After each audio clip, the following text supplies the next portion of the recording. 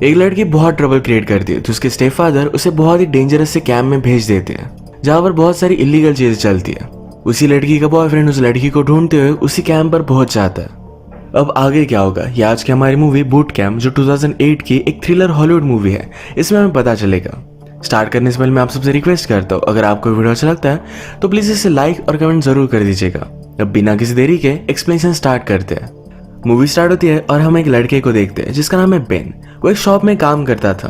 उसके शॉप में एक लड़की आई जो कहती है तुमने मुझे एक बहुत ही घटिया चीज सेल की थी, मुझे तुमसे अकेले में बात करनी है। यह लड़की और कोई नहीं तो उसकी गर्लफ्रेंड सोफी ही थी। उसे लेकर गए और ये दोनों मेकआउट करते हैं। एक पार्टी होने वाली थी, यहाँ पर सोफी ने उसे इनवाइट किया। सोफी के घर पर उसके पेरेंट्स ने बहुत सारे लोगों को इनवाइट किया हुआ था।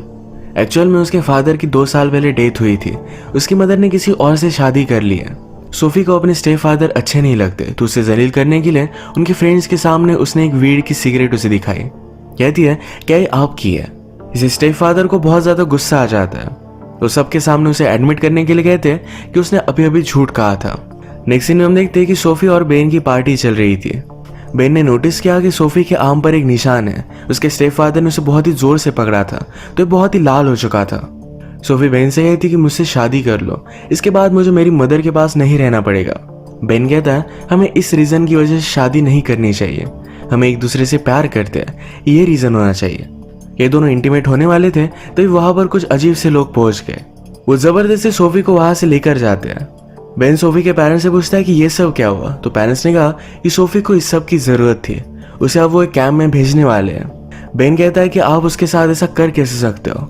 जिस कैंप में सोफी को भेजा गया है ये कोई भी नॉर्मल कैंप नहीं। जो बच्चे ट्रबल क्रिएट करते हैं उन्हें इस कैंप में भेज दिया जाता है जहां पर बहुत ही स्ट्रिक्ट डिसिप्लिन की वजह से उन्हें सुधारने की कोशिश की जाती है। अब इसके लिए उन्हें बहुत बड़ी बड़ी सजा भी दी जा सकती है। अगली सुबह जब सोफी को होश आया तो फिजी के एक आइलैंड पर थी।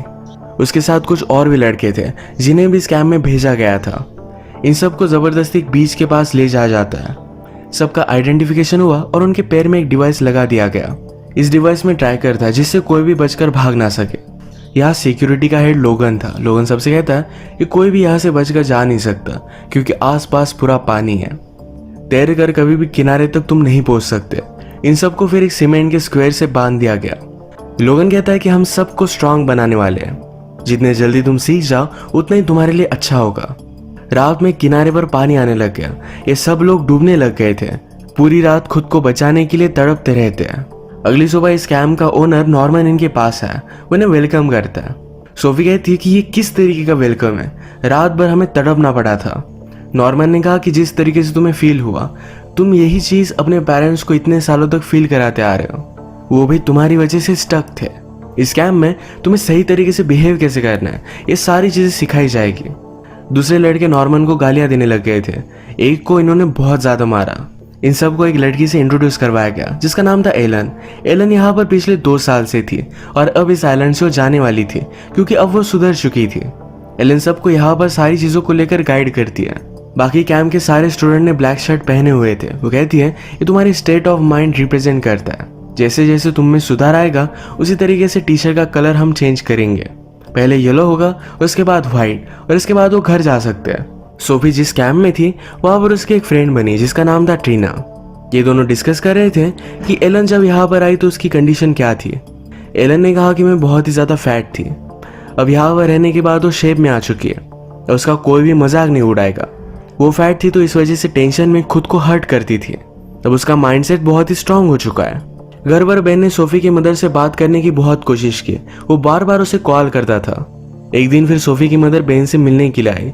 बेन ने उसे समझाने की कोशिश की कि सोफी ऐसा कुछ भी डिजर्व नहीं करती। बेन पूछता है कि वो कैंप कहाँ है। सोफी की मदर ने उसे बता दिया। बेन ने कहा कि तुम्हें उसे प्रोटेक्ट करना चाहिए। सोफी की मदर को बुरा लगा और वहां से चली जाती है। बेन ने उस कैंप के बारे में बहुत सारी इंफॉर्मेशन निकलवाई। वो घर में अजीब तरीके से बिहेव करने लग गया। उसने एक ड्रग डीलर से ड्रग्स बाय किए, खुद को इंजेक्ट करने लग गया था। इसी के पैरेलल में सोफी को यहाँ एडजस्ट होने में बहुत ही टाइम लगता है। इन दोनों को एक दूसरे की बहुत याद आ रही थी। एक दिन कैंप में सोफी ने देखा कि इस कैंप में एक होल भी बनाया हुआ है। जो लड़के कुछ बात मानते नहीं उन्हें इस होल में डाल दिया जाता है। ये बहुत ही डेंजरस पनिशमेंट थी। एक दिन सब लोगों को एक जगह पर बुलाया गया। ट्रीना को सबके बीच में खड़ा किया जाता है। नॉर्मन कहता है ट्रीना को यहाँ आए हुए 3 वीक हो चुके हैं। अब ट्रीना ने जो भी किया था उसके बारे में उसे कन्फेस करना था। ट्रीना को सबके सामने बताना गलत लग रहा था, तो नॉर्मन ने कुछ बच्चों को चूज किया। ये सारे मिलकर ट्रीना को पुश करने लग गए, मारने लग गए। फाइनली ट्रीना कन्फेस कर देती है। वो कहती है कि मेरे पेरेंट्स बहुत ही रिलीजियस है, मेरा किसी लड़के के साथ होना ये उन्हें अच्छा नहीं लगता, तो उनसे बदला लेने के लिए एक रात में बहुत सारे लड़कों के साथ इंटीमेट हुई थी। इसी वजह से उसे स्कैम में डाल दिया गया। उसने जो भी किया उसे गलत लगता है और इसके लिए वो शर्मिंदा भी थी। सब लोग आकर फिर उसे गले लगाते हैं, कहते हैं हम तुम्हें सपोर्ट करेंगे। इसके बाद हम देखते हैं कि सब लोगों को बहुत ही स्ट्रिक्ट ट्रेनिंग दी जाती है। फिजिकली मेंटली स्ट्रांग होने के लिए सारी चीजें सिखाई जा रही थी। पैरेलल में बेन ने ड्रग डीलर से बहुत सारे ड्रग्स लिए थे। इस वजह से वो ड्रग डीलर डायरेक्टली उसके घर पर पहुंच जाता है। बेन को मारकर वहां से चला गया। ये सारी चीजें बेन के पेरेंट्स ने देखी, उन्हें सब कुछ पता चल गया था। गुस्से में बेन को भी उसी कैंप में भेजने का डिसाइड करते हैं।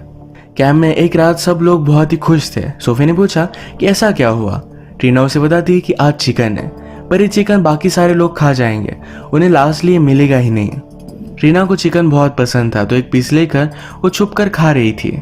ये सारी चीज लोगन देख लेता है। वो कहता है क्या तुम्हें लगता है कि तुम सबसे स्पेशल हो, ये पीस तुम डिजर्व करती हो।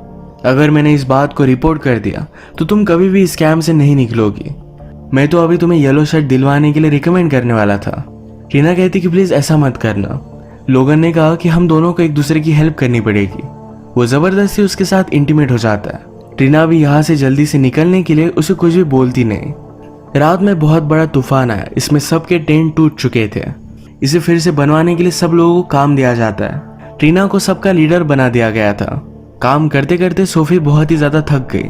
कहती कि प्लीज मुझे आराम करने दो। ट्रीना ने कहा कि अगर तुमने काम नहीं किया तो हम सबको सजा होगी।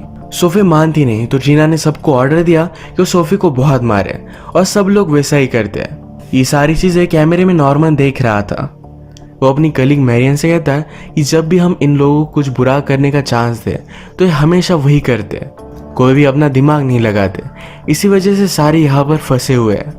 नेक्स्ट सीन में हम देखते हैं कि बेन भी अब कैंप में आ चुका है। वो सोफी को देखता है जिसकी हालत बहुत ही खराब थी। उसे बहुत ज्यादा बुरा लगा। एक दिन सोफी को नॉर्मन ने उसके पास बुलाया। उसे दूध बिस्किट ऑफर करता है। सोफी कहती है ये तुम्हारी ट्रिक क्या है, मुझे कुछ अच्छा देकर मेरी थेरेपी करो, मैं इस तरीके से तुम्हारे स्कैम में आने नहीं वाली। बाकी सब लोगों को लगता होगा तुम बहुत ही लाइफ चेंज करते हो, पर मुझे ऐसा नहीं लगता। नॉर्मन फिर भी उससे क्वेश्चन पूछता है। उसने कहा कि तुम्हारे मदर फादर ने तुम्हें यहाँ भेजा क्यों। सोफी कहती कि मेरे स्टेप फादर ने मुझे यहाँ भेजा, मेरी मदर कभी भी ऐसी बात नहीं करती। सोफी को गुस्सा आ गया और वो यहाँ से चली जाती है। रात में बेन सोफी के पास आकर बैठता है। सोफी को उसे देखकर बहुत अच्छा लगा, पर एक दूसरे को जानते हैं कि किसी को भी पता नहीं चलने दे सकते थे। एक सीक्रेट जगह इन्होंने डिसाइड की और वहां पर जाकर मिल गए। बेन ने सोफी को कहा कि वो किस तरीके से यहाँ पर पहुंचा है। वो कहता है कि अब हम दोनों यहाँ से निकल जाएंगे, तो तुम्हें बचाने के लिए आया हो। सब सोकर सोफी के आंखों में आंसू आ गए थे। अगले दिन बेन की भी ट्रेनिंग स्टार्ट हो जाती है। उसमें से एक लड़का था जिसे स्विमिंग आती नहीं थी, पर फिर भी जबरदस्ती उसे करवाई जाती है। वो आज ऑलमोस्ट डूबने वाला था। नेक्स्ट सीन में हम देखते हैं कि लोगन और ट्रीना के बीच में डील हुई थी। इस वजह से ट्रीना को येलो टी शर्ट मिल जाता है। अब सोफी को भी यहाँ आए हुए 4 वीक्स हो चुके थे, तो सबके सामने कन्फेस करने के लिए उसे बुलाया जाता है। वो कन्फेस कर नहीं थी, तभी सबको बुलाया गया और सोफी को बहुत मार दिया। रोते रोते फिर सोफी ने सब कुछ कन्फेस किया। उसने कहा कि मैंने झूठ कहा था। मेरे स्टेप फादर की पार्टी चल रही थी, जिसमें मैंने कहा कि वो मेरे रूम में आकर रोज रात मेरे साथ जबरदस्ती करते हैं। इनसे उन्हें बहुत ही ह्यूमिलिएट होना पड़ा था। सोफी को बहुत पछतावा आता है कि इस तरीके से वो झूठ बोली। आज रात बेन और सोफी ये दोनों फिर से मिले। बेन यहाँ से निकलने का प्लान कर रहा था। सोफी उससे कहती है कि शायद ये प्लेस मेरे लिए अच्छा है, मैंने झूठ कहा था और इसके लिए मैं बहुत ही शर्मिंदा हूँ। बेन कहता है कि जिस तरीके से लोग हमें ट्रीट करते हैं इस तरीके से कोई भी नहीं कर सकता, हमें जल्दी से यहाँ से निकल जाना चाहिए। नेक्स्ट सीन में सब लोग खेल रहे थे। एक लड़का था जो बेन को बहुत ही परेशान कर रहा था। वो हर बार उसे मार कर नीचे गिरा देता था। बेन ने भी उसे दूर रहने की वार्निंग दी, पर फाइनली बेन ने चिढ़कर उसके प्राइवेट में जोर से मारा। इस कैंप के सारे स्टूडेंट को कहा गया था कि आप इस तरीके से लेटर लिखो जैसे आपके पेरेंट्स आपको लेटर लिख रहे हो। ये सब लेटर्स नॉर्मन को मिलने के बाद सोफी का लेटर वो पढ़ता है। सोफी ने लिखा था कि जैसे उसकी मदर ने उसे बहुत ही स्वीट लेटर लिखा हो, पर ऐसा कुछ भी नहीं था। वो सारी चीजें फेक कर रही थी और ये बात नॉर्मन को पता चल गई। नॉर्मन की कलीग मैरियान उसे कहती है, तुमने इस कैम्प को इसी तरीके से बनाया, यहाँ पर कोई भी झूठ कह सकता है, सिर्फ सर्वाइवल के लिए। नॉर्मन की जो भी सब तरीके हैं ये हमेशा उसे सही लगते हैं, इसमें उसे लगता है कि कुछ भी गलत नहीं है। हमने मूवी के फर्स्ट में देखा था कि सबके पैर में एक ट्रैकर था। बेन स्लोली इस ट्रैकर को किस तरीके से डीएक्टिवेट करते हैं सारी चीजें सीख लेता है। उसने फिर सोफी को लेकर यहाँ से भागने का प्लान बनाया। नॉर्मन जब पेरेंट्स की कॉन्फ्रेंस लेने के लिए गया हुआ था तभी उसके ऑफिस में जाकर जल्दी से चुरा लेते हैं। मैरियन भी ऑफिस में थी पर यहीं पर वो सो गई थी। बहुत ही चालाकी से उन्होंने अपना पासपोर्ट यहाँ से निकाल लिया। नॉर्मन की आइलैंड पर बोट थी जो लेकर ये दोनों वहां से चले जाते हैं। एक बहुत ही अच्छे से होटल में आए जो बेन ने ऑलरेडी बुक कर लिया था। अब अगली सुबह प्लेन से यहाँ से निकल जाने वाले हैं। वो दोनों बहुत ही खुश थे, आज यहाँ इंटीमेट हो गए। अगली सुबह निकल पाते उससे पहले ही कैम्प के लोग यहाँ पर पहुंच गए। वो फिर से उन्हें पकड़कर कैम्प में लेकर जाते। नॉर्मन सबसे कहता है कि बेन और सोफी ने जो भी किया इस वजह से सबको भुगतना पड़ेगा। 3 मंथ के लिए आप सबको कोई भी ब्रेक नहीं मिलेगा। इनके यहाँ के जो होल्स थे इनमें इन दोनों को डाल दिया गया। नेक्स्ट सीन में हम देखते कि बेन को जो तकलीफ देता था उस लड़के का नाम था डैनी। डैनी की अब कन्फेस करने की बारी आती है। उससे पूछा जाता है कि तुमने किया क्या। डैनी कहता है कि मेरे स्कूल को मैं बॉम्ब से उड़ाने की इंटरनेट पर बात कर रहा था, ये मेरे पेरेंट्स ने देख लिया और यहाँ मुझे भेज दिया गया। ये सिर्फ एक मिस्टेक थी। मैं इंटरनेट पर एज ए कैरेक्टर बात कर रहा था, एक्चुअल में मैं ऐसा कुछ भी नहीं कर सकता। मैं सिर्फ एक रोल प्ले कर रहा था। वो नॉर्मन से कहता है कि तुम भी तो एक रोल ही प्ले कर रहे हो, कि हम सब की तुम केयर करते हो, पर एक्चुअल में ऐसा कुछ भी नहीं है। नॉर्मन को इस पर गुस्सा आया और सब मिलकर डैनी को बहुत मारते हैं। अब 1 वीक बीत चुका था और सोफी और बेन को होल से निकाल लिया जाता है। नॉर्मन ने बेन से बात की। उसने कहा तुम्हारी वजह से सोफी की जो भी प्रोग्रेस हो रही थी ये भी स्टॉप हो गई। मुझे पहले से तुम्हारे और सोफी के बारे में पता था, पर फिर भी मुझे देखना था कि तुम क्या करोगे। वो बेन से कहता है नेक्स्ट फ्लाइट लेकर तुम यहाँ से चले जाओगे। बेन इस बात से बहुत ही अपसेट हो गया। वो सोफी से बात नहीं कर रहा था, तो सोफी कहती कि हुआ क्या। बेन कहता है मैं यहाँ से दूर चला जाऊँ, उसके बाद ही तुम यहाँ सही तरीके से इम्प्रूव हो सकती हो। बेन जाने वाला है सुनकर सोफी को बहुत बुरा लगा। नेक्स्ट सीन में हम देखते हैं कि लोगन आज रात फिर से टीना के पास आया। उसके साथ इंटीमेट नहीं होना चाहती थी, वो लोगन उसे जबरदस्ती करता है। इस बात से वो बहुत ज्यादा डिस्टर्ब हो गई थी, वो रो रही थी। ये सारी बात सोफी ने देख ली। सोफी कहती है कि मैं किसी को कुछ भी नहीं बताऊंगी, प्लीज मुझे बताओ कि तुम्हारे साथ हुआ क्या। टीना ने उसे सब बातें बता दी। अगले दिन जब ट्रेनिंग चल रही थी फिर से सब लोगों को स्विमिंग करने के लिए कहा गया। जैसे कि हम पता है कि बेन को स्विमिंग नहीं आती तो सबके पीछे था। सब किनारे पर पहुंच गए। बेन नोटिस करता है कि डैनी पानी में डूब रहा है। उसने लोगन को बताने की कोशिश की पर लोगन कहता है कि डैनी को खुद स्ट्रगल करना पड़ेगा। बेन ने खुद जाकर डैनी को बचाने की कोशिश की पर डैनी मर चुका था। लोगन भी डर गया। वो बेन से कहता है कि सिर्फ एक एक्सीडेंट था, हम सबको बताएंगे कि यहाँ से भागने की कोशिश कर रहा था, इसी वजह से उसकी डेथ हो गई। अगर तुमने मेरी बात नहीं मानी तो हमेशा मैं तुम्हें इसी कैम्प में रखूंगा। ये बात बहुत ही बड़ा इशू बन गया था। नॉर्मन ने लोगन को अपने पास बुलाया। वो कहता है अब मैं तुम्हें इस कैम्प में नहीं रख सकता। लोगन कहता है तुम मेरे बिना यहाँ पर कुछ भी नहीं कर सकते। नॉर्मन कहता है कि तुम यहाँ इलीगली हो, मिलिट्री को मैं कॉल करूंगा और तुम्हें घसीटते हुए लेकर जाएंगे। नॉर्मन फिर लोगन को सबके सामने लेकर आया। वो उसे भी अपने क्राइम को कन्फेस करने के लिए कहता है। लोगन ने जिनके साथ भी गलत किया था वो सारे मिलकर उसे कन्फ्रंट करते हैं। रीना ने उसे पूछा और कितनी लड़कियों को तुमने मजबूर किया येलो टी शर्ट दिलवाने के लिए। बाकी लड़कियां सामने आई। ये सारे मिलकर लोगन को बहुत मारते हैं। बेन डैनी की डेथ से बहुत ज्यादा गुस्सा हो गया था। वो सबसे कहता है यहाँ पर सब चीजें गलत चल रही है, हम सबको मिलकर इस कैम्प को डिस्ट्रॉय कर देना चाहिए। सब लोग इसके लिए मान गए। हर जगह पर वो आग लगा देते हैं। लोगन मौके का फायदा उठाकर अपनी गाड़ी में यहाँ से भाग रहा था। भागते भागते अपनी गाड़ी से उसका कंट्रोल चला जाता है और एक जगह पर जाकर वो टकरा गया। वहां पर ऑलरेडी आग लगी हुई थी। निकलने की उसने बहुत कोशिश की। सब लोग उसे देख रहे थे पर उसे बचाने के लिए कोई भी नहीं आता। उसकी जलकर ही डेथ हो जाती है। फाइनली बेन और सोफी नॉर्मन के ऑफिस में आए। नॉर्मन ने कहा तुमने आज प्रूव कर दिया तुम जैसे बच्चों को कैम्प की जरूरत है। अब हमेशा पेरेंट्स डरते रहेंगे, ये कैम्प कभी भी बंद नहीं होगा। नॉर्मन के पास गन थी, उन्हें मारने वाला था तभी बेन ने उस पर हमला कर दिया। बेन के पास भी चाकू था, वो नॉर्मन को मार सकता था पर उसने ये नहीं किया। नॉर्मन मौके का फायदा उठाकर गन लेकर शूट कर देता है पर उस गन में कोई भी गोली नहीं थी। नॉर्मन की कलीग मेरियान ने ऑलरेडी इससे बुलेट निकाल ली थी। मेरियान कहती है कि कभी ना कभी इन सारी चीजों को बंद पड़ना ही था। नॉर्मन जिस होल में सबको डालता था सब ने मिलकर उसे उस होल में डाल दिया। यहाँ पर जो भी होता है इसके बारे में उन्होंने पुलिस को बता दिया।